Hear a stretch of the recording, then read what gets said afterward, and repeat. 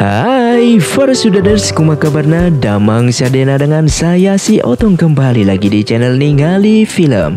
Pada episode kali ini, kita akan membahas alur cerita dari film Ashes of Love untuk bagian yang ke-8. Dan tidak usah berlama-lama lagi, mari kita mulai ceritanya.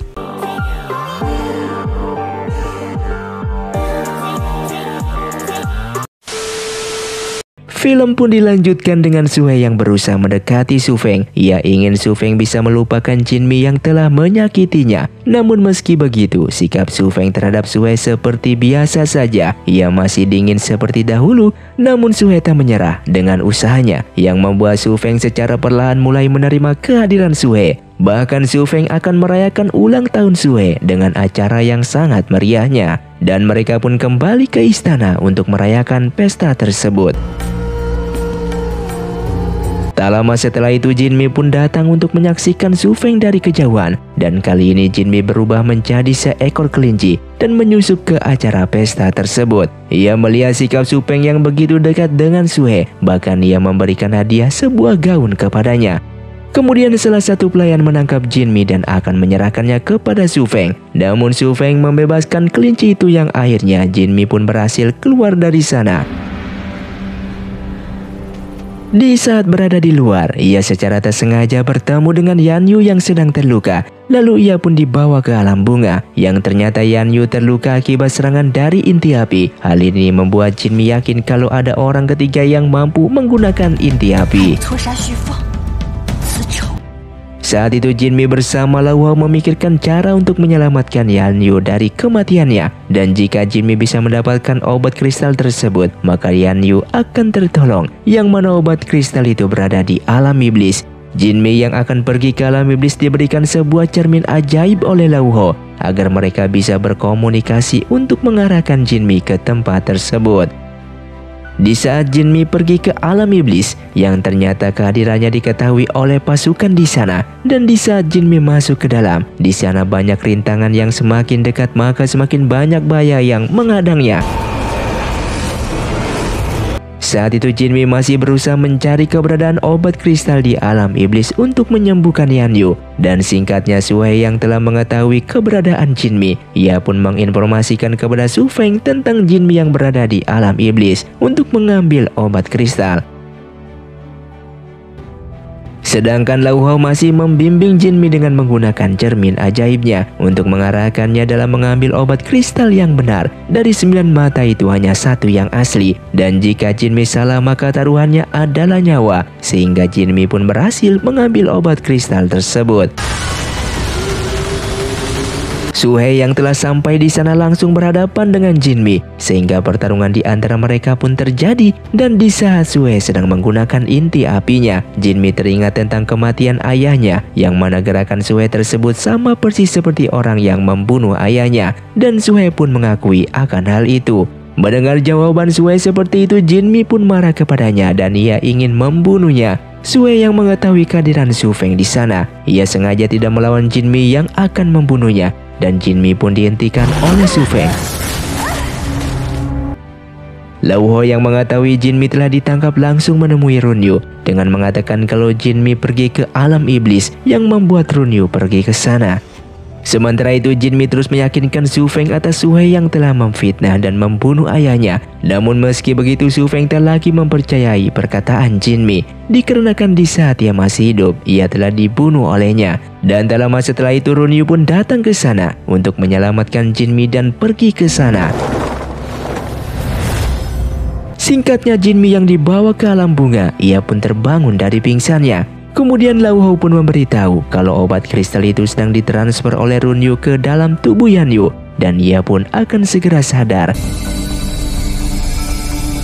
Saat ini di alam iblis Lu Zhang telah ditangkap oleh ketua Yu Zhang. Dan kali ini ia pun dipaksa membuat panah pemusnah keabadian sekali lagi.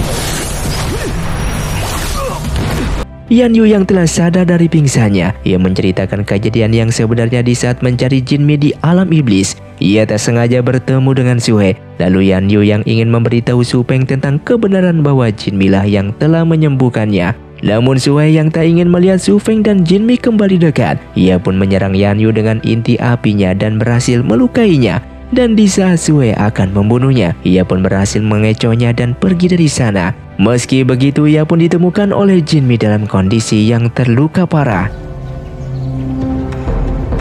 Jinmi juga memberitahu Danzu kebenaran yang sebenarnya tentang Suhela yang telah membunuh Dewa Air dan Dewa Angin. Mengetahui hal itu, Danzu pun ingin Jinmi menjelaskan masalah ini kepada Su Feng. Jinmi pun mengatakan kalau Su Feng sudah mengetahui hal tersebut, namun dia sudah tidak mempercayai dirinya lagi dan hal itu membuatnya menjadi sedih. Sedangkan di sisi lain, Lu Zhang yang dalam kondisi terluka dan ditahan. Ia ditangani oleh ketua Yu Zhang dengan ancaman akan membunuh Putri Yangzi jika dirinya tidak membuat panah pemusnah keabadian. Sehingga Lu Zhang yang tak punya pilihan lain pun akan membuatkan panah tersebut, yang ternyata itu bukanlah Putri Yangzi yang asli, melainkan pengawalnya yang sedang menyamar. Su Feng yang sedang bermain musik, ia pun diberitahu salah satu pengawalnya kalau Jinmi ingin menemuinya. Kali ini Jinmi mendatangi Su Feng untuk menjelaskan kesalahpahaman di antara mereka berdua. Memang dulu ia membunuh Su Feng dikarenakan ia mengira Su Feng lah pelaku pembunuh dari ayahnya. Dan kali ini ia tahu kalau Suhela pelaku yang sebenarnya. Ia ingin Su Feng mempercayainya kembali. Namun meski telah dijelaskan oleh Jinmi, Su Feng telah menganggap itu semua telah terlambat dan ia tak percaya lagi dengan Jinmi kali ini. Ia pun beranggapan kalau Jinmi ingin menjebaknya sekali lagi seperti dahulu.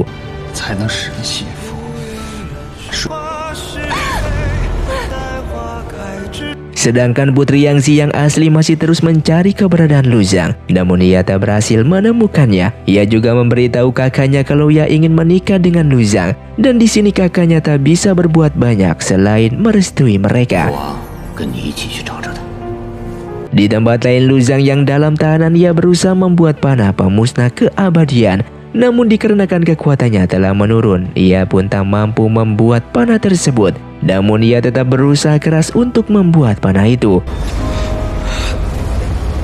Lu Zhang yang gagal membuat panah tersebut, ia pun diberikan kekuatan oleh ketua Yu Zhang yang mana ia mengorbankan pengawal setianya. Ia juga mengatakan akan membunuh Lu Zhang jika gagal. Dan dengan paksaan itu, akhirnya Lu Zhang pun dengan sekuat tenaganya membuat panah pemusnah keabadian tersebut. Di Istana Langit, Jinmi yang terluka sedang diobati oleh Runyu, dan Quan Lu yang melihat Runyu sangat perhatian kepada Jinmi. Ia merasa kasihan dikarenakan semua usaha Runyu selama ini belum dihargai olehnya, apalagi Jinmi masih memikirkan tentang Su Feng. Saat itu Danzu mendapatkan undangan tentang pernikahan Su Feng dengan Su He. Ia terlihat begitu kesal dan tak percaya kalau Su He akan menikah dengan Su Feng, sehingga ia pun langsung pergi ke alam iblis.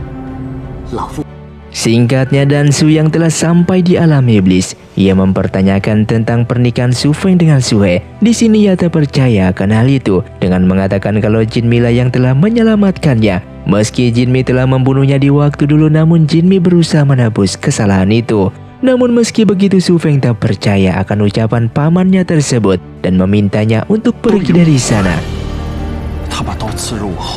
Di saat Su Feng dan Putri Yangzi mencari keberadaan Lu Zhang, Su Feng terlihat bingung akan pikirannya kali ini. Sebenarnya ia percaya dengan perkataan pamannya, namun di saat teringat ketika ia dibunuh oleh Jinmi, ia pun menjadi ragu kembali. Sedangkan Lu Zhang yang berusaha terus menciptakan panah pemusnah keabadian, kali ini ia berhasil dengan sempurna. Meski begitu, ia terlihat begitu lemas dikarenakan semua kekuatannya telah menghilang. Setelah itu, ketua Yu Zhang yang menyamar menjadi Putri Yangzi ingin meminta panah tersebut.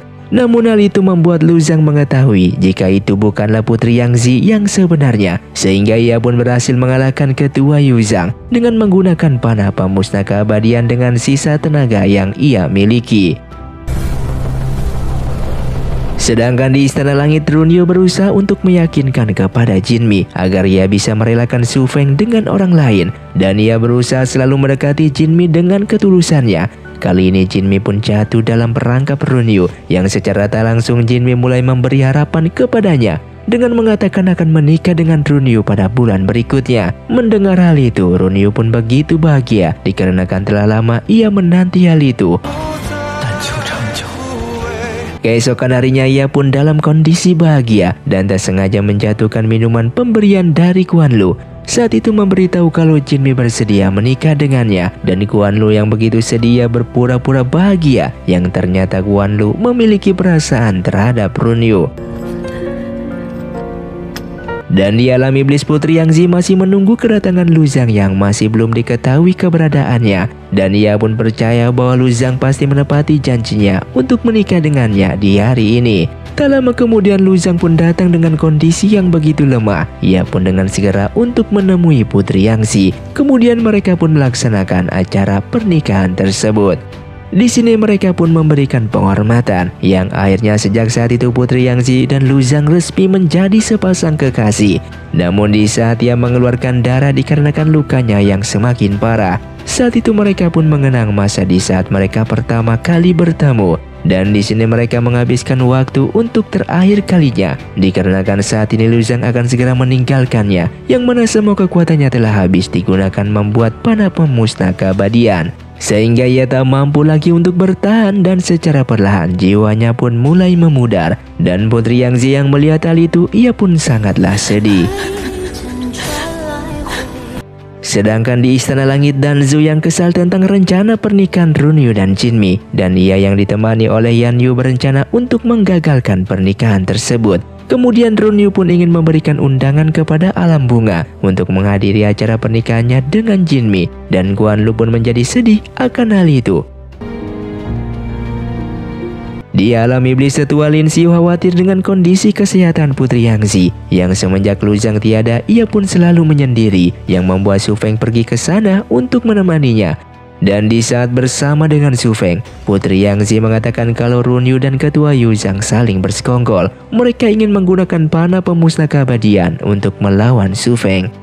Di saat Su Feng yang sendirian, tiba-tiba penyakitnya sering kambuh yang membuatnya tak tahu sakit apa yang ia derita saat ini. Dan Su He yang melihatnya pun khawatir tentang hal itu, yang tanpa disadari Su Feng melihat luka yang ada di telinga Su He. Yang luka itu merupakan serangan dari Dewa Air. Namun Su He menyangkal kalau luka ini bekas perkelahiannya dengan Jinmi. Sehingga sejak saat itu Su Feng pun mulai curiga dengan Su He. Lalu ia pun memeriksa tempat Su He berkelahi dengan Jinmi di waktu itu, yang ternyata di sana ada bekas inti api.